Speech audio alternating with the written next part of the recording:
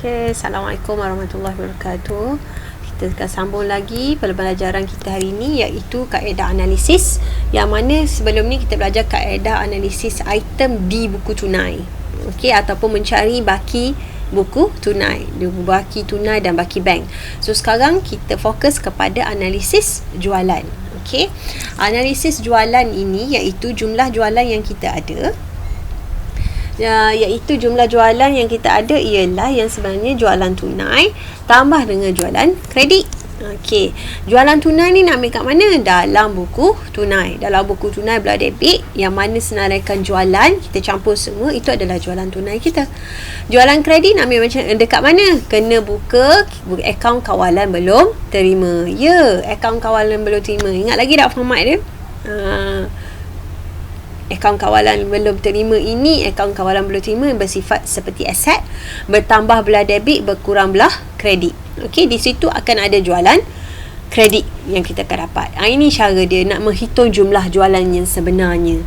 Iaitu contoh 8, Puan Yinling tidak menyimpan rekod perniagaannya dengan lengkap. Maklumat di bawah diambil daripada buku-buku perniagaan Yinling pada 31 Disember 2017. Dia ada baki, dia tahu baki akaun belum terima pada awal tahun dulu ada 8,340. Lepas tu dia ada penerimaan daripada akaun belum terima sebanyak 15,390. Diskaun diberi 420, hutang lapuk 160, pulangan jualan 350, akaun baki akhir akaun belum terima dia 9270. Jualan tunai dia bagi 3,200. Daripada maklumat ni, bila kita tahu je ada baki awal, baki akhir akaun belum terima, kita pun boleh buka akaun kawalan. Kita masukkan. Okey. Yang paling hebat bila kita nampak je akaun kawalan, akaun belum terima ni, akaun belum terima awal dan akhir ada, terus buka format akaun kawalan belum terima. Okey, untuk apa kita buka ni? Untuk mencari jualan kredit. So kita buat format kita yang penuh, maka kita isilah baki dia. Baki BB je 8340. Okey, bank pembayaran penerimaannya 15390, diskaun diberi 420. Okey, hutang lapuk 160, pulangan jualan 350 dan baki akhir 9270. Campur semua belah banyak, tolak hak belah sikit, maka dapatlah jualan kredit kita iaitu 17,250. Apa nak buat dengan 17,250 ni? Kita masukkan dalam formula ini, iaitu jumlah jualan sama dengan jualan tunai tambah jualan kredit. Iaitu jualan tunai dia bagi dah 3,200, dapatlah 17,250 jualan kredit. Campur dua tu, maka jumlah jualan sebenar kita ialah 20,450. Jualan ini yang kita akan masukkan dalam apa? Dalam sebagai apur kita. Iaitu dalam apur kita iaitu jualan kita. Ya, 20,450. Boleh terima? Okey, alhamdulillah. Seterusnya analisis belian. Analisis belian sama saja macam analisis jualan. Jumlah belian sama dengan belian tunai tambah belian kredit. Macam mana nak dapat belian tunai? Rujuklah buku tunai. Kutip semua perkataan belian. Okay. Belian kredit, nak dapat macam mana belian kredit? Kena buka akaun kawalan belum bayar. Sebab tu kita kena ada maklumat pasal akaun belum bayar kita, barulah kita boleh buat analisis belian kita. Contoh 9, butir-butir berikut yang diberi dalam perniagaan handul. Okey, baki awal akaun belum bayar dia 11,680. Bayaran yang dibuat kepada akaun belum bayar dia 21,370. Diskaun diterima 330, pulangan belian 520. Baki akaun belum bayar dia 8380. Belian tunai dia bagi 2,000. Belian tunai ni nak guna masa bila? Nak masukkan dalam rumus akhir nanti. Bila ada je maklumat pasal akaun belum bayar awal, akaun belum bayar akhir, walaupun dia tak minta kita buka akaun kawalan belum bayar, kita kena buka akaun kawalan belum bayar. Sebab apa? Sebab daripada akaun belum bayar, kawalan belum bayar inilah kita akan tahu berapa sebenarnya belian kredit kita. So awal tahun kita ada baki hutang kita dengan orang tu 11,680 yang belum bayar lagi. Lepas tu kita ada buat pembayaran kepadanya 21370. Kita terima diskaun 330.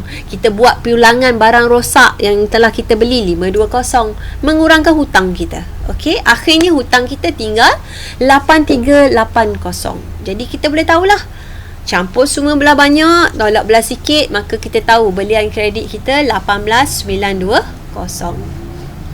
So jumlah belian ialah belian tunai tambah belian kredit.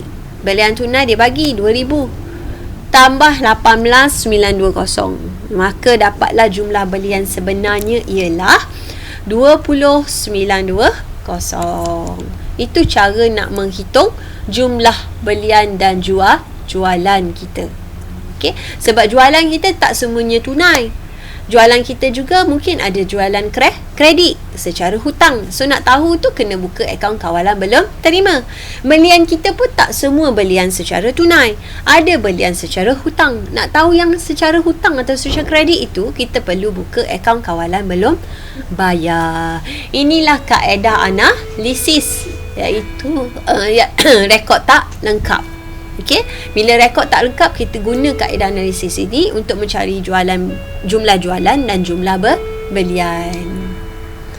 Semoga ia dapat memberi maklumat ataupun skill teknik untuk mengira dengan lebih tepat. Okey, seterusnya ialah menganalisis belanja. Itu belanja sebenar sama dengan belanja dibayar tambah belanja belum bayar akhir tolak belanja belum bayar awal. Ini belanja yang sebenar. Okey, belanja yang dibayar tambah dengan belanja belum bayar akhir tolak belanja belum bayar awal. Okey, menghitung belanja, iaitu sewa belum bayar pada 1 hari bulan, ini sewa belum bayar awal. Sewa belum bayar akhir tahun, ada lagi yang belum bayar akhir tahun, iaitu 1,300. Sewa yang dibayar sepanjang tahun dah dibuat, iaitu 6,400. Kita ingatkan 6,400 ni kita dah bayar sepanjang tahun tu dah habis. Rupanya akhir tahun ada lagi yang tak bayar, kita tambah. Awal tahun dulu ada 7,700, itu adalah kisah tahun lepas yang belum bayar. So kita kena tolak dia, sebab itu adalah sewa yang kita tak ingat bayar untuk tahun 2016. Mudah cara ialah, sebelum ni bila kita belajar dalam masa tajuk penyata kewangan dengan pelarasan, bila kita sebut sewa belum bayar, kita akan tambah, betul. So itu adalah yang akhir tahun. So mudahnya, belanja yang kita bayar sepanjang tahun tu 6,400, campur sewa belum bayar akhir tahun, tolak dengan awal tahun. Jadilah berapa yang sebenar-benarnya belanja kita, atau berapa sewa yang sebenar-benarnya. Ataupun kaedah ada yang akan meminta kita buka akaun. So kita akan bukalah akaun sewa belum bayar. Sifat akaun sewa belum bayar adalah liability. Jadi baki awalnya akan duduk belah kredit 700. Sebab apa duduk belah kredit? Sebab sifat belum bayar adalah liability. So ada yang sewa yang belum bayar lagi sampai akhir tahun, iaitu 1,300. Okey, sewa yang dia dah bayar 1,700. Okey, 1,300 sewa yang belum bayar akhir tahun. So yang campur dua ini akan ada jumlahnya, iaitu yang belum bayar akhir tahun, iaitu 1,300. Kita pun buka akaun sewa. Akaun sewa yang kita dah bayar sepanjang tahun 6,400. Guna duit bank lah, ya, duit dengan cek, sebab nilainya besar. Lepas tu campur dengan yang belum bayar akhir.